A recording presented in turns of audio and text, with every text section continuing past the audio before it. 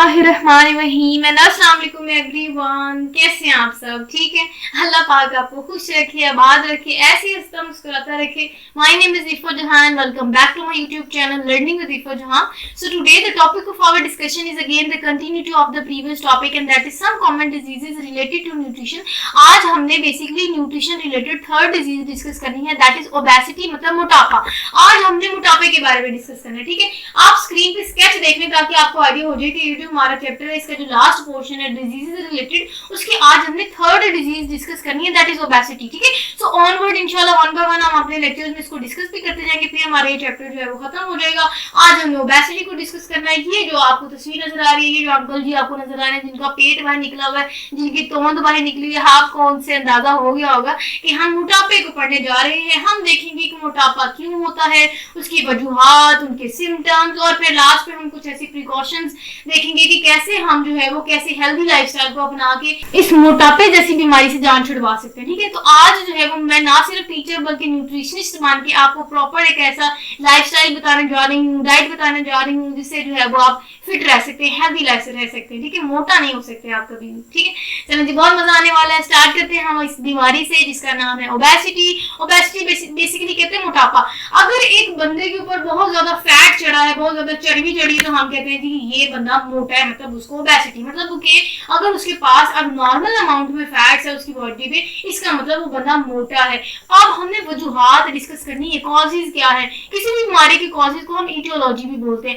Causes क्या है, मोटापा कैसे होता है। सबसे पहली वजह तो आपके माइंड में यही आएगा कि अगर एक बंदा बहुत ज्यादा खाता है, मतलब कि उसकी बॉडी रिक्वायरमेंट से भी ज्यादा अगर वो फूड को अपटेक कर रहा है, तो जाहिर क्या होगा, फिर वो ज्यादा खाएगा तो उसकी बॉडी पे ज्यादा फैट्स की कंजप्शन होगी। जब अपनी बॉडी पे सरप्लस कहते हैं बहुत ज्यादा एक्सेसिव अमाउंट पे जब वो फैट्स को स्टोर करेगा, तो जाहिर वो ओवरवेट हो जाएगा। जब ओवरवेट होगा तो वो हम ओबीज बोलते हैं, और जब ओबीज होता है तो हम कहते हैं ये बंदा मोटा हो गया, और इसको ओबेसिटी है, मतलब कि मोटापा है। समझ आ गई। पहली वजूहात तो यही है कि बंदा बहुत खाता है और बस कहता है मैं खाता ही जाऊं। तो अब जो खाता ज्यादा है उसकी बॉडी पे फैट्स की कंजप्शन ज्यादा होगी। जब फैट ज्यादा स्टोर होंगे तो वो मोटा दिखेगा, ठीक है। अब हमने बेसिकली देखना है कि जो फैट है ये लगता कहाँ है, ये कहाँ कलेक्ट होता है, कहाँ जमा होता है, ठीक है। और जाहिर है आपने देखा होगा कि पेट, अक्सर मोटे बंदे का पेट बाहर आ जाता है, ठीक है। तो इसका मतलब है कि जो फैट्स है ना वो एडिपोज टिश्यूज में स्टोर होती है। तो जो फैट्स हैं एडिपोज टिश्यू में स्टोर होंगे, और ये जो एडिपोज टिश्यूज हैं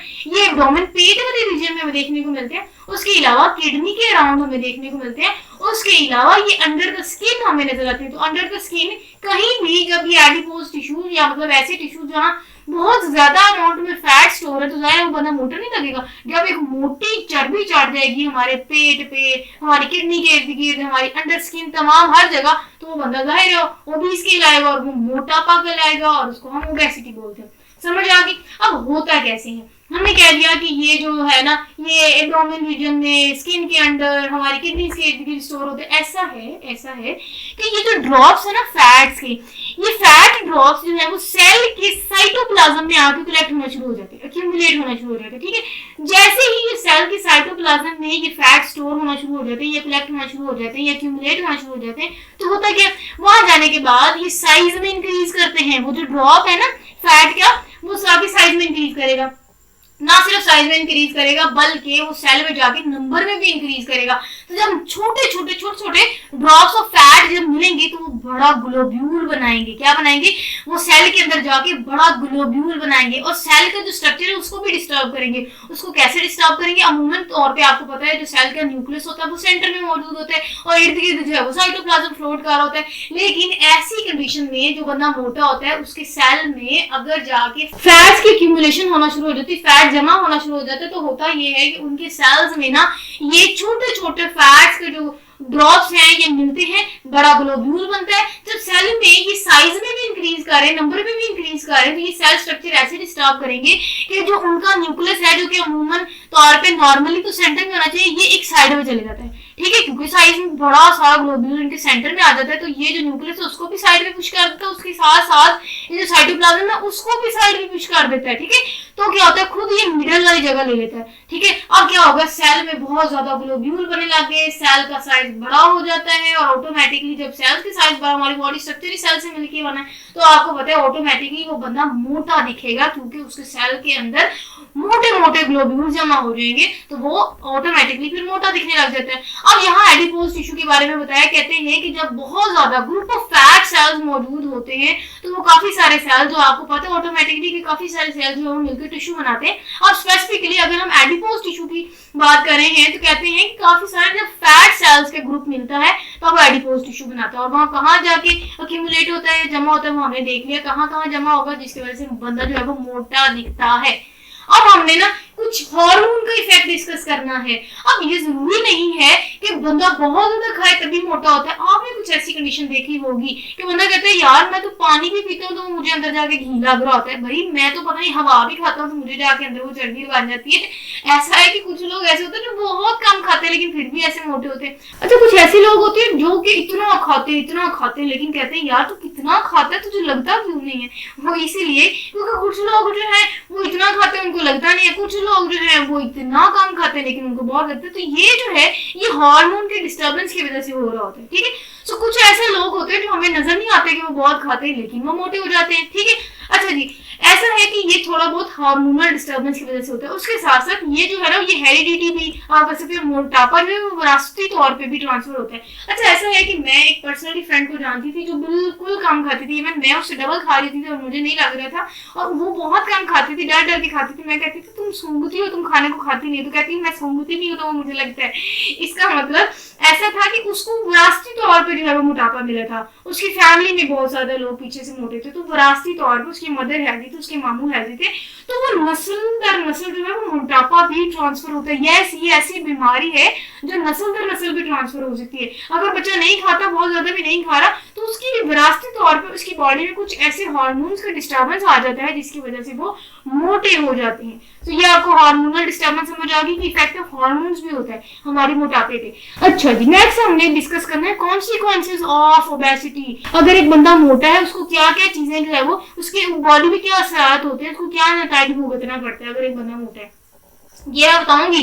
और आप ये सुनने के बाद कॉन्शियस हो जाइएगा कि प्रॉपर डाइट लेनी है हमने, वरना अगर आप बहुत खाएंगे, अगर आप बहुत फास्ट फूड खाएंगे, अगर आप बहुत चीजी फूड खाएंगे, बहुत ज्यादा आप मीठा खाएंगे, तो क्या होगा ये कि आप मोटे हो जाएंगे। और अगर आप मोटे हो जाएंगे तो आपको कुछ ऐसी खतरनाक बीमारियां आने लगेंगी जिसकी वजह से आपकी डेथ भी हो सकती है। आई थिंक इतना डराना काफी है, लेकिन ये भी नहीं कि आप खाना पीना छोड़ दें। खैर, एक बहुत ही बैलेंस्ड वे में हमें जिंदगी गुजारनी चाहिए, बैलेंस्ड डाइट लेनी चाहिए। अब ऐसा है कि हम हम डिस्कस करने जा रहे हैं कि अगर आप बहुत मजे से खा रहे हो ना फास्ट फूड, तो उसका नतीजा ये होगा, उसका नतीजा ये होगा कि उस बंदे को हाई ब्लड प्रेशर होता है। जो बंदा मोटा होता है उसके ब्लड प्रेशर हाई रहता है, उसमें हार्ट डिजीजेस होती है, दिल के अमराज उसको ऐसे गले लगा लेते हैं, ठीक है।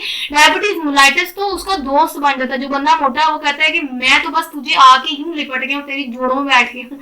जो डायबिटीज मेलाइटिस है, मोटे लोगों को मोस्टली जो आपने देखा होगा उनको शुगर होती है, डायबिटीज मेलाइटिस शुगर को बोलते हैं। फिर स्टमक डिस्टर्ब रहता है, ठीक है, स्टमक डिस्टर्बेंस रहती है, उसके साथ साथ स्टमक डिसऑर्डर होता है, ठीक है। अच्छा, ये तमाम के तमाम जो हमने अंजाम डिस्कस किए ये उनमें होगा जिनका बॉडी वेट नॉर्मल बॉडी से ज्यादा है, समझ आ गई। तो आपने बहुत ध्यान से खाना पीना है और अच्छी डाइट लेनी है। अब जो है वो मैं आपको न्यूट्रिशनिस्ट बन के समझाऊंगी, कुछ चीजें बताऊंगी कौन कौन सी डाइट लेनी है। नहीं, हाँ, मैं ये नहीं बताने जा रही कि आप एप्पल खाएं, आप ये खाएं, उसमें ये होता है, उसमें वो होता है। टॉपिक से हम हट जाएंगे। हमने प्रिकॉशंस देखनी है कि भाई हम मोटापे से कैसे बच सके। मोटी मोटी बातें ये है कि भाई कुछ ऐसा खाएं जो हेल्दी हो, पहली बात तो ये, और फिर कम खाएं, नॉर्मल खाएं और कम खाएं और हेल्दी खाएं, ठीक है। उसके साथ साथ सिर्फ उतना खाएं जितनी जरूरत है, मतलब कि उतनी ही एनर्जी इंटेक करें जितना कि एनर्जी एक्सपेंडिचर हो, जितनी एनर्जी की जरूरत हो आप उतनी ही खाएं। ये नहीं धड़ा आप खाई जा रहे, इतना यूटिलाइज ही नहीं हो रहा जितना आप ये ठूसी जा रहे, इसके नतीजे में आप मोटे हो जाते हैं। तो आपने डाइट जो है कंट्रोल करनी है, ठीक है। आपने एक बैलेंस डाइट लेनी है, उसके साथ साथ आपने रेगुलर एक्सरसाइज करनी है। यस, अगर आपने बहुत खाया है, अगर आप जा रहे हैं ये होटलों में खा रहे हैं आप बर्गर पिज्जे, तो आपने फिर आके एक्सरसाइज भी करनी है, उसको कंज्यूम करना है। जो आपने खाया उसको कंज्यूम करें, उसको लगाएं कहीं, ठीक है। अच्छा जी, तब भी जो है वो आप मोटे होने से बच सकते हैं। खाएं पिए लेकिन एक्सरसाइज जो है वो जरूरी है। उसके बाद कुछ ऐसी डिजीजेस भी हैं जो अगर आप मोटे होते हैं तो उसके अलावा आपको इनाम में बहुत सारी डिजीजेस मिल जाती हैं। मतलब कि कुछ ऐसी बीमारियां आप गोद ले लेते हो अगर आप मोटे हो। तो अगर आप बर्गर पिज्जे बहुत खा रहे हो तो माइंड में ये रखिएगा कि आपने बहुत सारी फिर बीमारियां जो है वो बुढ़ापे में गोद ले लेनी है।